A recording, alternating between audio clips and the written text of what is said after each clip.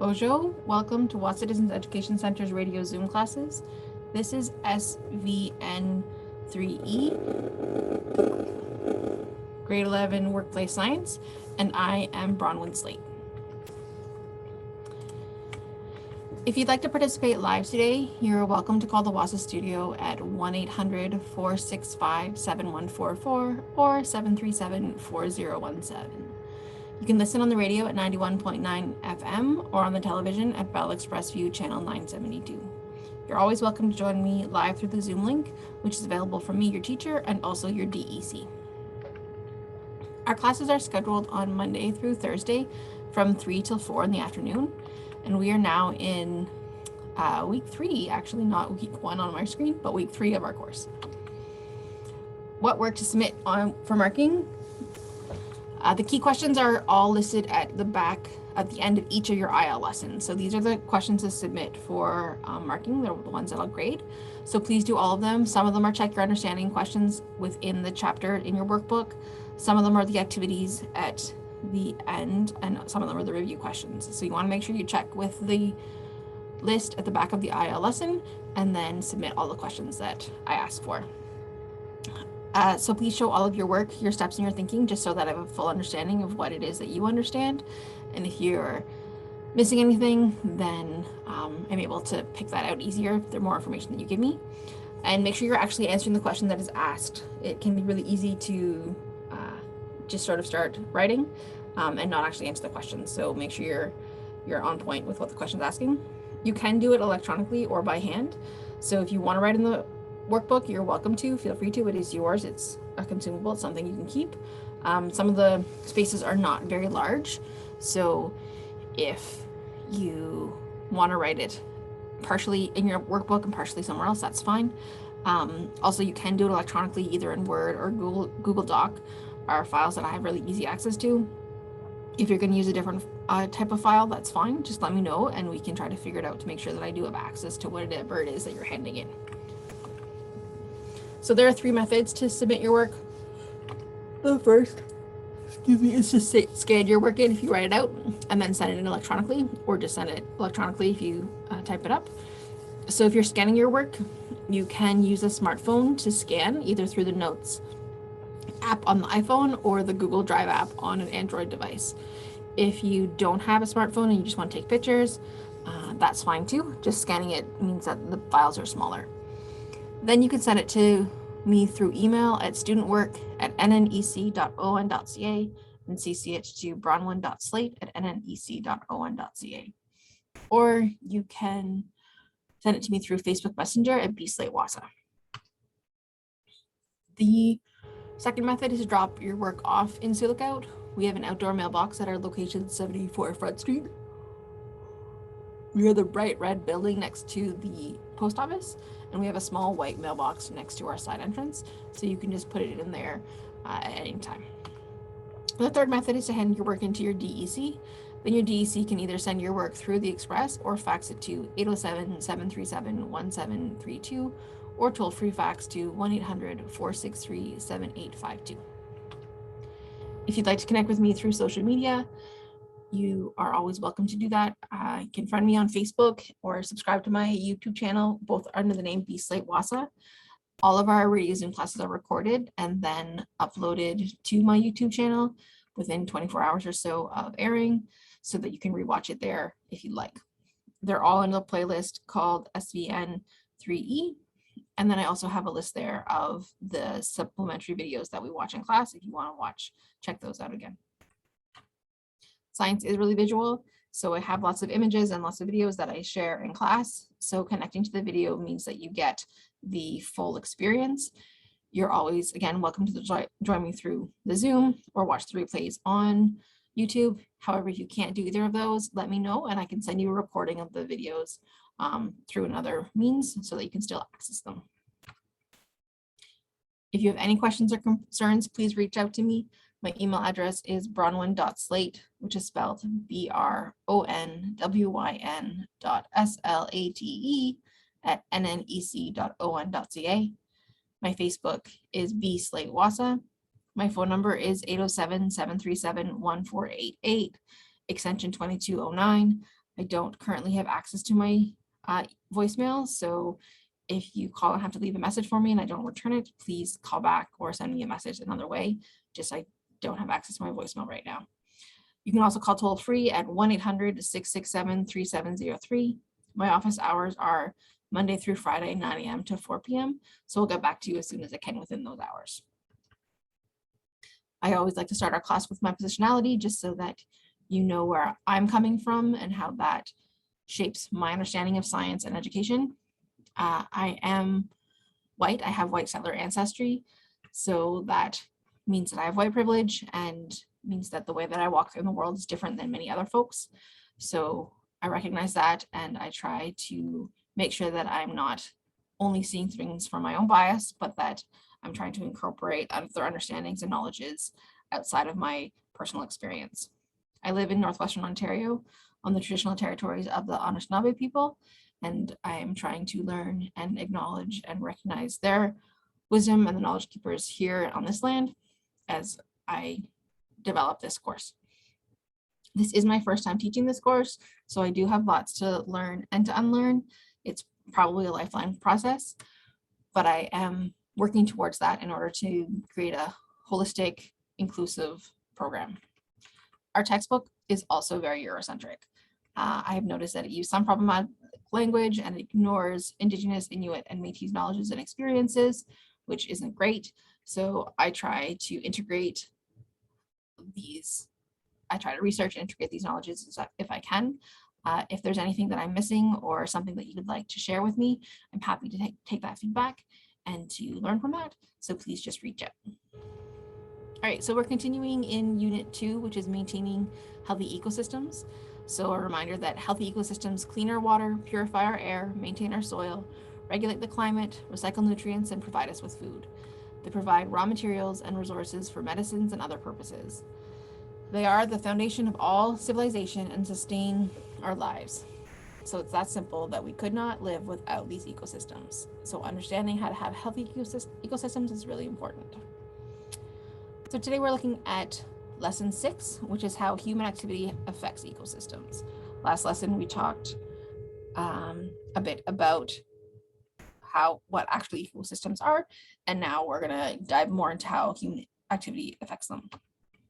So our learning goals are that at the end of this lesson, you'll be able to describe the effects of oil spills and acid precipitation on ecosystems, and you'll understand the likelihood and signs of ecosystems recovery in each of these cases.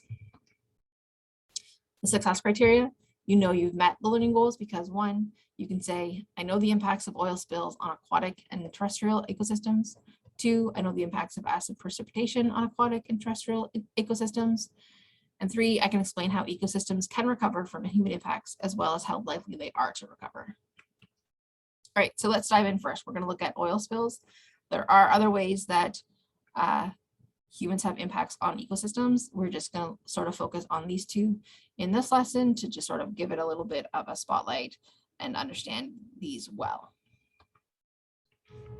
So when we think of oil spills, at least how I think of them, maybe not you, but many folks think about them as oil tankers accidentally spilling oil in marine or aquatic, so water ecosystems, such as saltwater oceans and seas.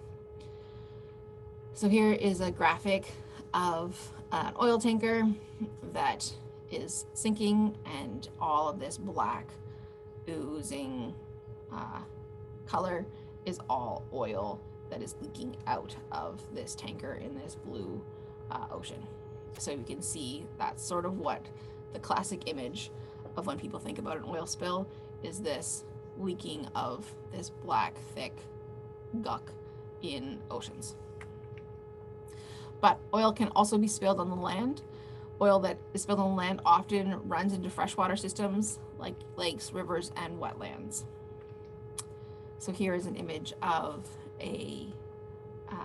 where a pipeline has leaked, or there's an oil spill here, this dark area in this field, and we can see that it is leaching into the ground and potentially going to impact other water systems. And then also oil does not always enter the aquatic ecosystems accidentally. Oil can enter the environment when a tanker ship tanks are cleaned to remove oil residue, in the tank walls. This is called bilge washing. And here are some images of that. When I was looking up to get some pictures of this, a lot of small boats. So yes, you can think of it as a tanker here, and this one on the right, where all this water is pouring out, which is contaminated by oil, but also many smaller boats do it as well. And so just like recreational boats have that impact in the same way. Okay, so let's look in terms of remembering. That's what sort of what we think about oil spills, but let's look into a little bit deeper. So we're going to look at, to understand, we're going to talk about the worst oil spills that have happened in the world that are on record, or that I was able to research and find out about. So the Persian Gulf oil spill happened on January 19th in 1991, and it happened in the Persian Gulf of Kuwait. And so the amount of oil that was spilled was 380 to 520 million gallons, which in liters is 1.4 billion to 2 billion liters of oil. And this happened over 3 months. So this is the worst oil spill in history, hopefully ever, but currently, because it was used as a defense tactic. In January of 1991, Iraqi forces attempted to prevent American soldiers from landing on their shores by opening valves at an offshore oil terminal and dumping oil from tankers. So the oil resulted in a 4-inch thick oil slick, so that's what they call oil sitting on top of water, that spread across 4,000 square miles of the Persian Gulf. Oil continued to spill into the Gulf at a rate of 6,000 barrels a day for 3 months. By the end of July, most of it had been removed, even though wartime conditions hindered cleanup efforts. Yet oil continued to seep into the water from coastal sediments for a year. So this is that's a lot of oil, and it was a conscious choice. So it was a tactic in terms of a war effort, and just thinking about in terms of, it's not just accidental stuff. It's not just the decisions that humans make in terms of fighting for land, fighting for power, have a detrimental impact to the environment, and those aren't always considered, those consequences. The second one on this list is the BP Deepwater Horizon oil spill. So this happened on April 22nd of 2010. And it is the most recent one in terms of the worst oil spills. I'm not saying that other oil spills have not happened since then, but in terms of this list that I was able to find, it is the most recent one, and the top, their list was the top 14 worst oil spills. This happened in the Gulf of Mexico, and the amount of oil that was spilled was 206 million gallons, which is approximately 780 million liters. And again, the duration was for over 3 months. So the BP Deepwater Horizon oil spill is officially the largest accidental spill in world history. It began when an oil well a mile below the surface of the Gulf of Mexico blew out, causing an explosion on the BP's Deepwater Horizon rig. The explosion killed 11 people. BP made several unsuccessful attempts to plug the well, but oil flowed at a rate as high as 2.5 million gallons a day until the well was capped on July 15, 2010.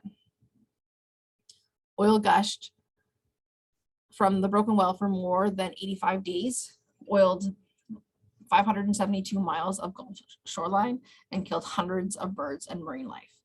Long-term effects of the oil and of the 2 million gallons of dispersant used by this fragile ecosystem, so they use 2 million gallons of chemicals to clean it up.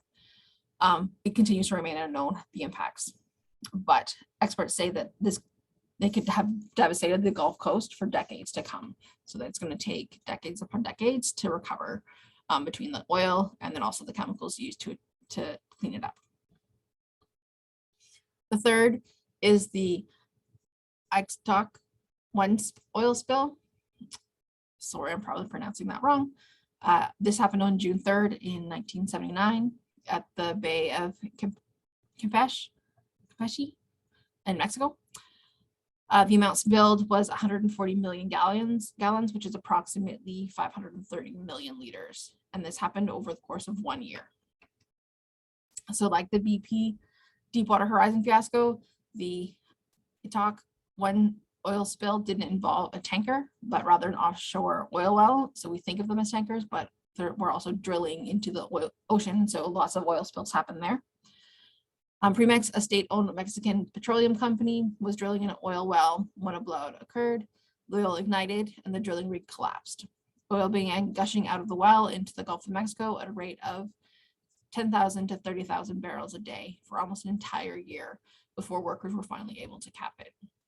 The oil from this spill swept into sandy beaches and into the mangroves, coastal lagoons, and rivers. It had a tremendous impact on marine life, including impacts on octopi, Kemp's Ridley turtles, and shrimp. Those are just the top 3 on the list that I was able to find. And then this last one is the one that your workbook talks about. So it talked about, I just thought it was interesting when I was looking at your workbook and thinking about the oil spills, is this one, the Exxon Valdez oil spill, which happened on March 24th, 1989 in Prince William Sound, Alaska. And the amount spilled there was 11 million gallons, about 41.6 million liters, which happened during 1 day. So your book talks about this one, which is valid, it's significant. But it also, when I was first looking at it, I was like, well, 41.6 million liters, that's a lot. But if we then think back to the previous ones that we just talked about, and some of them were up to billions of liters. And so it's like, yes, this, when we're reading your book, there was a lot of oil, but it's not even close to the most oil that has been spilled. So if you're just using that as a measurement, it's important to recognize that there are even more significant ones that have happened. But this one is also incredibly significant. When the Exxon Valdez supertanker hit a reef off the Alaskan coast, 11 of its cargo tanks ruptured, dumping 11 million gallons of crude oil into the Prince William Sound. The spill could have been much worse, considering the Valdez was carrying 53 million gallons. Still, though, it wreaked havoc on the ecosystem. So responders found carcasses of more than 35,000 birds and 1,000 sea otters, which was considered to be a fraction of the total animal deaths, because carcasses typically sink to the seabed. So it's estimated that approximately 250,000 seabirds, 2,800 sea otters, 300 harbor seals, 250 bald eagles, and up to 22 killer whales died, along with billions of salmon and herring eggs. So that just has a tremendous impact on the ecosystem of Alaska.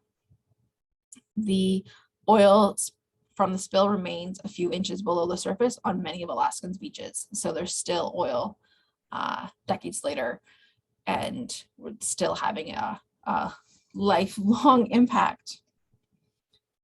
So those are just to sort of see the enormity of, to just have a little bit of a context in terms of the great impact and of what actually happens. It's hard to comprehend how much oil that really is, but if you think of 4 liters of milk, a bag of 3 bags of milk, or a liter of milk in a container, and just thinking of billions of those, like it's a lot of liquid. So then let's talk about what are the impacts on aquatic plants. So marine plants like kelp and sea grasses that are found in the area between high tide and low tide, so on the floor, but where the water comes in and out, can become coated with oil and then just completely die, be completely wiped out. Oil does not only fully impede the growth of plants, it creates further damage by leading to algae formation. So sometimes oil in water results in the increase in algae, which grows very quickly. The widespread algae population in water creates adverse conditions for the growth of other aquatic plants. So it means that algae is happy and it grows really well, but then that means that other plants can't grow, and so then it becomes unbalanced. Also, the chemicals which are used to treat the oil cause further obstruction to the growth of plants. So we're not using things, yes, it's great that we're cleaning up the oil, but we're not using things that are biodegradable, or like they just haven't figured out things that are friendly, are environmentally friendly, that can deal with the oil. And so it's, what else are they going to do? Leave the oil or clean it up with chemicals that are also harmful. And then loss of plant cover impacts other organisms that depend on these plants for food and for shelter. So it is a domino effect in terms of what's happening. So here is an image where you can see a coast that is 9 months post a spill. So you can see all the damage done, the dead plants. And then 24 months post the spill, so 2 years after the spill, yes, there's growth, definitely green growth back, but there's still oil residue in the ground. And so there's still places that the plants can't grow back. All right, so then the impacts are on animals, aquatic animals. So mammals, birds, and fish can be smothered by the oil, or they can ingest the oil spill and become poisoned about it and die. So either they can't breathe it, they breathe it in, or they consume it and are poisoned and die from it. Oil can also mat down the fur of mammals, like sea otters and seals, and then also the feathers of birds, destroying their insulating abilities. So both the fur and feathers of aquatic animals help them stay warm. So with the oil impacting that these animals often freeze to death. Birds are an increased risk of drowning because oil damages the structure of their feathers that allow them to fly and to float. Oil vapors can be toxic, damaging the nervous systems, the liver, and the lungs of various animals. So not only being smothered or ingesting it, but just inhaling the vapors then has an impact on their brain development and how their bodies function. Organisms can also be indirectly impacted. So if they eat a contaminated prey or plant, then though they might not have been around when the oil spill happened, if what they eat was contaminated, that's going to affect them. Or also some animals starve because they refuse to eat things that smell or taste like oil. So they can tell that it's not a good thing to eat, but then there's no other options because everything that they usually eat has been contaminated, and so therefore they starve. And then also reproduction is in fact impacted. So birds' eggs can be smothered. Fish eggs can be prevented from hatching, and breeding and nesting grounds are being destroyed through these oil spills. And so therefore these animals that return to or reproduce in certain areas don't have access to those areas if we are contaminating them with oil spills. So here's some fairly horrific video or images of a turtle and a pelican just covered in oil, and it's pretty heartbreaking to see just the state that they're in. Okay, so that's the water ecosystems that has impact on oil spills have impact. So let's look at the terrestrial land ecosystems. So specifically, we're thinking about pipeline oil spills.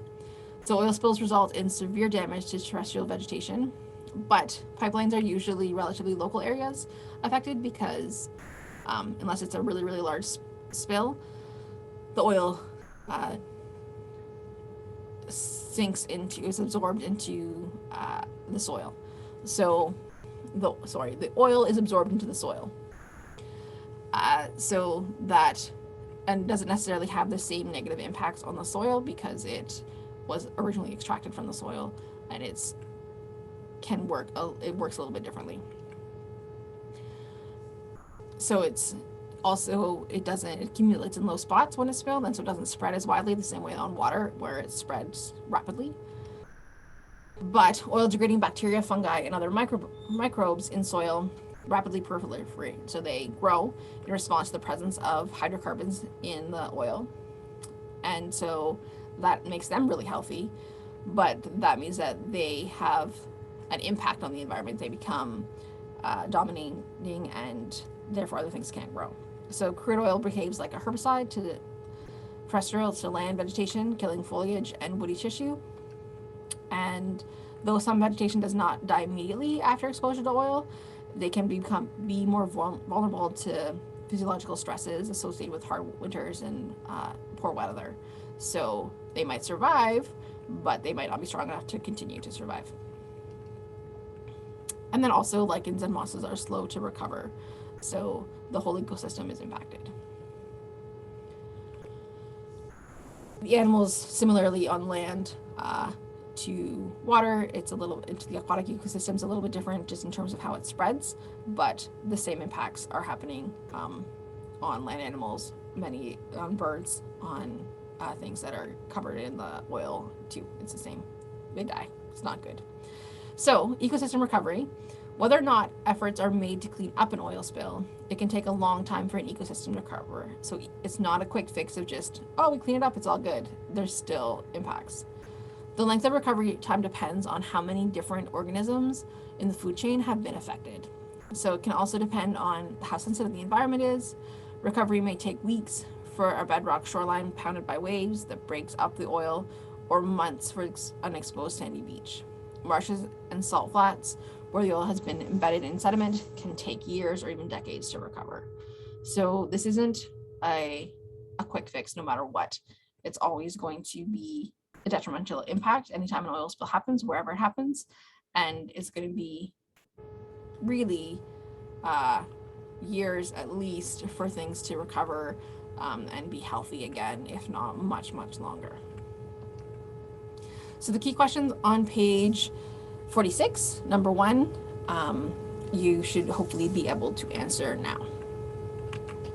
Okay, so that's oil spills. That's one way that human activity impacts ecosystems. Now we're going to look at acid precipitation. So when we think about acid precipitation, we have to remember about pH levels, what we're talking about, which we've talked about before. So remember that pure water is considered a neutral substance. It has a pH of 7, so that's the middle. Remember, it goes from 0 to 14, and pure water is in the middle, 7. So clean or uncluded rain is naturally slightly acidic, with a pH of 5.6. So just rain, that's just the reality of it. But acid rain is any precipitation that has a pH lower than 5.6. So usually this is between 2 and 4.5 on the pH scale. So in terms of acid precipitation, which we often call acid rain, but just if it comes out, acid precipitation. So it can be wet, which is what we most commonly think of as acid rain. The sulfuric and nitric acids form in the atmosphere, fall to the ground mixed with rain, snow, fog, or hail. But we also could have dry deposition, which is another form of acid deposition. And this is when the gases and dust particles become acidic. So it's not just falling in precipitation, but it's mixing in with our air. Both wet and dry deposition can be carried by the wind, sometimes for very long distances. Acid deposition in wet and dry forms falls on buildings, cars, and trees and can make lakes acidic. Acid deposition in dry form can be inhaled by people and can cause health problems in some people. So let's look at, there's 2 different kinds of acidification. Episodic acidification involves short, intense periods of acid precipitation. So examples are winter snowmelts or heavy rains. But then we also have chronic acidification, which refers to aquatic and terrestrial ecosystems that have lost their ability to neutralize acid precipitation. So let's look at these a little bit more detail. So in terms of terrestrial ecosystems, there are 3 main ways that soils change because of acid precipitation. So the first way is it reduces the amount of basic nutrients like calcium and magnesium in the soil. So trees get their nutrition from these nutrients that have been dissolved from the rocks, but acid precipitation adds hydrogen ions to the soil, and the hydrogen ions displace the basic nutrients like calcium and magnesium. So as the forest soil lose their basic nutrients, trees stop growing, and they also become more sensitive to insects, disease, and drought. As a result, forests die. So this is how, over time, it's not something that happens immediately. It's not like as soon as if a forest experiences acid rain, then it just sort of shrivels up immediately. But over the course of time, trees can't be healthy and they become vulnerable, and therefore they die. The second way is that acid precipitation increases the level of heavy metals like aluminum in soils. So aluminum is naturally bound to soil particles, so it's naturally there, but acid precipitation reacts with soil particles to release aluminum from the soils. Aluminum released from soils moves into soil water, which passes on to vegetation, lakes, and streams. So high concentration of aluminum in soils can be toxic to plants, to fish, birds, and other organisms like earthworms. It can stunt the growth of tree roots and reduce the numbers of microorganisms like soil bacteria that add nutrients to the soil by decomposing dead and decaying leaves. And then the third way that soil changes is acid precipitation increases the amount of sulfur and nitrogen in soils. So increased amounts of nitrogen in forest soils may at first encourage forest growth, so it might seem like it's a good thing, but as more and more nitrogen is added to soils, the levels rise above what forests can use and keep. So excess nitrogen then leaches into surface water such as lakes and streams. As the water moves through the environment, it can affect nearby soil and plants. Okay, so then how does it have an impact on aquatic ecosystems, water ecosystems? So the ecological effects of acid rain precipitation are mostly clearly seen in aquatic environments such as streams, lakes, and marshes, where it can be harmful to fish and other wildlife. As it flows through the soil, acidic rainwater can leach aluminum from soil clay particles and then flow into streams and lakes. The more acid that is introduced to the ecosystem, the more aluminum is released. Some types of plants and animals are able to tolerate acidic waters and moderate amounts of aluminum. Others, however, are acid sensitive and will be lost as the pH declines. Generally, the young of most species are more sensitive to the environmental conditions than adults, so the young are dying off and therefore hard to repopulate. At a pH of 5, so most fish eggs cannot hatch. Remember, anything below 5.6 is considered acid precipitation, and so only at a pH of 5 and already fish eggs cannot hatch. At lower pH levels, some adult fish die. Some acidic lakes have no fish at all. Even if the species of fish or animal can tolerate moderately acidic water, the animals or plants it eat might not, so therefore it's likely to starve. So for example, frogs have a critical pH of around 4, so that means that they can survive if the water has a pH level of as low as 4. But the mayflies that they eat are more sensitive and may not survive pH below 5.5. So really the frogs need it to be 5.5 so that the food that they consume can exist. So here is a graphic of the critical levels for aquatic organisms. So that's where they can survive, but then it starts to get dangerous if it's below that. So snails, it's 6, clams 6, bass 5.5, crayfish 5.5, mayfly 5.5, trout 5, salamanders 5, perch 4.5, and frogs 4. So as the environment becomes more acidic, more these animals that have a higher critical pH level are going to die off, and then the insects or the fish that might be able to survive, but if their food has died off, then they can't survive. So how does an ecosystem like this, how does it recover from acidic rain? So countries like Canada and the US have made laws to reduce the amount of sulfur dioxide and nitrous oxide being released into the air. However, factories are still releasing these pollutants. So pollutants released into the air years ago are still affecting our ecosystems in negative ways. We can't, just because we say stop doing it now, doesn't mean that it stops from what has happened in the past. So that is concerning. We can't it's not a magic fix if we make laws now. Over time, the chemical conditions of soils and surface waters will improve, but after soils and waters improve, plants and animals populations can slowly recover. Recovery time, again, depends on how much damage has been done to different types of plants and animals in the food chain.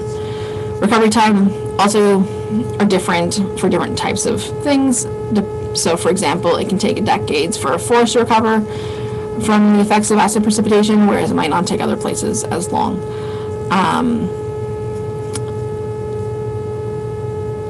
And this is also under the assumption that we're not continuing to have an impact. So if we continue to put pollutants into the air, then there's going to be more and more acid rain, and so it's not like our environments have just stopped doing those things. So they're trying to recover within an environment which continues to be toxic. So you can now do the key questions on page 46, questions 1 and 2. I think that might be the wrong page. I might not have mixed that up, but anyway, there are key questions 1 and 2 that you can do.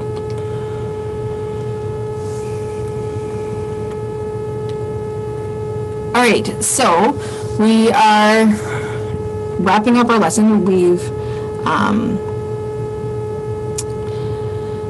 have talked a lot about these things, so let's think about how the human activity affects ecosystems. So we talked about oil spills, and kelp and seagrasses die while some algae thrive and become excessive.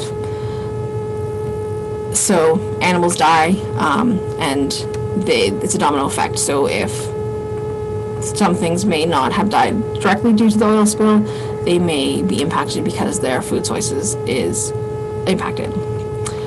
Similarly, forest and land animals die due to pipeline leaks. So it doesn't matter if it's happening on land and water. It moves faster if it's on water than if it's on the land, but it still has a negative impact.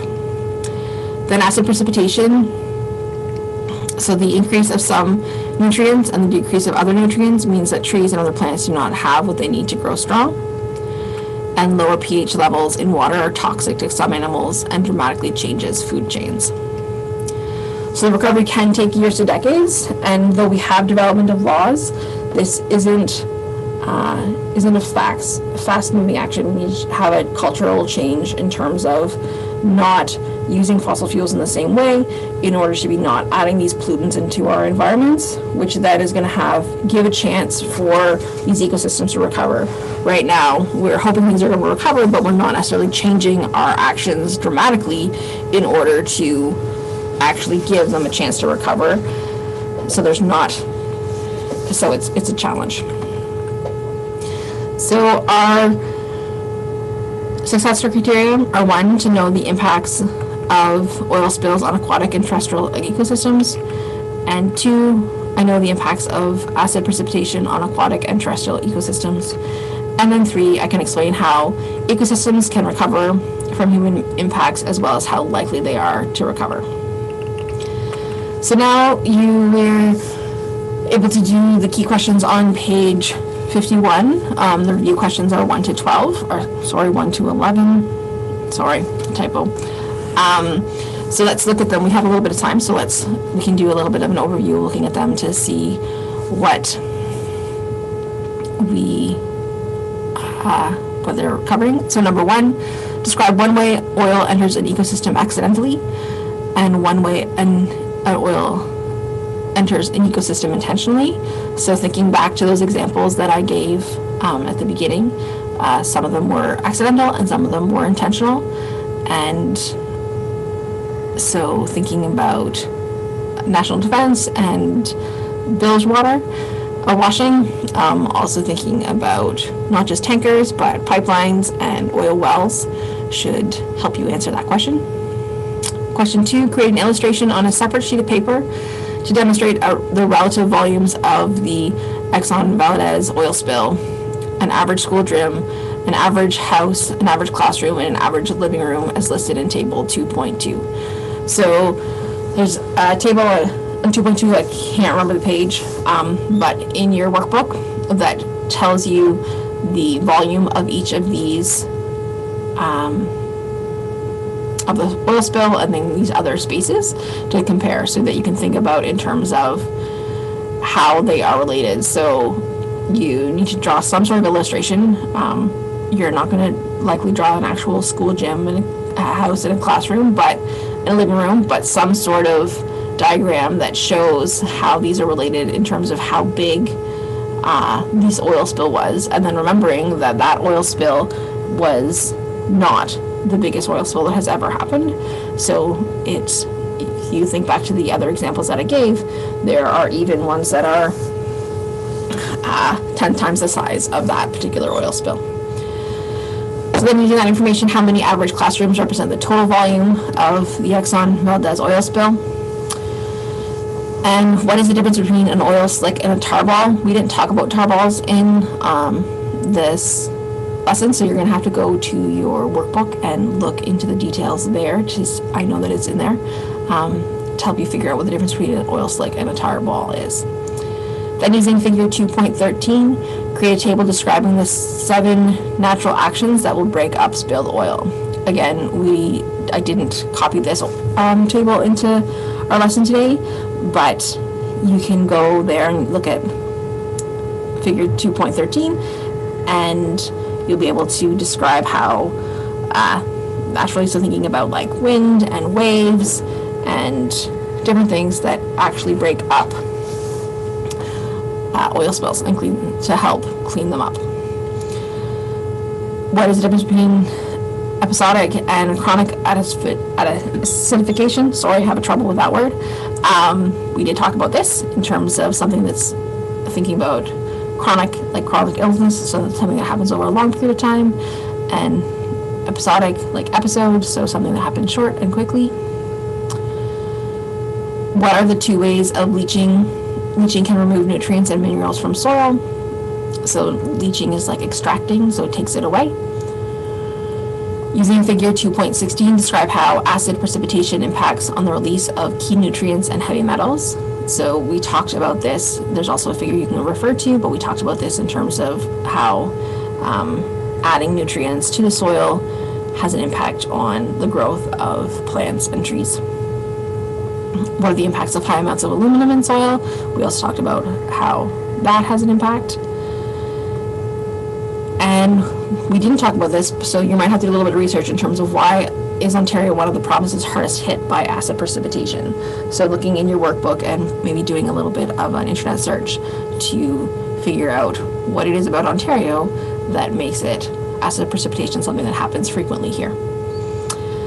And then finally, many lakes around Killarney Provincial Park are dead or dying because of acid precipitation.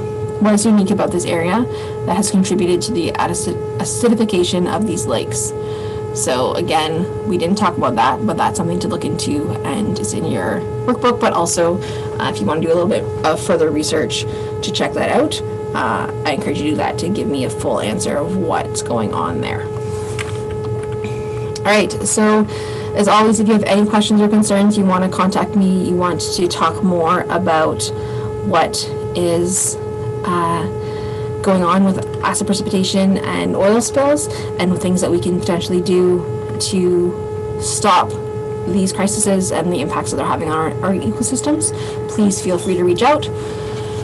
You can call me at 807-737-1488. My extension is 2209. Remembering that if you don't call me and if I'm not at my desk when you call and you leave me a message, it might take me, I won't be able to get it because I don't have access to my voicemail. So give me a call back another time. You can also call toll free 1-800-667-3703. You can reach me by email at bronwyn.slate, which is spelled BRONWYN.SLATE@nnec.on.ca. You can reach me through Facebook at B-Slate Wahsa, and through Messenger there. I'm really good at responding fairly quickly there.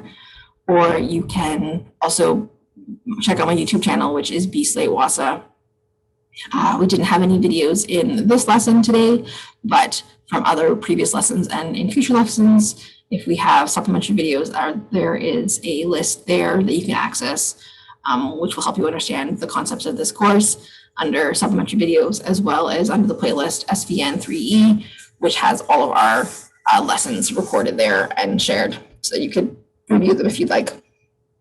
My office hours are Monday through Friday, 9 till 4. So that is the best time to get in contact with me. If you are struggling and you would like to talk to me, but you can't during those hours, that's completely understandable.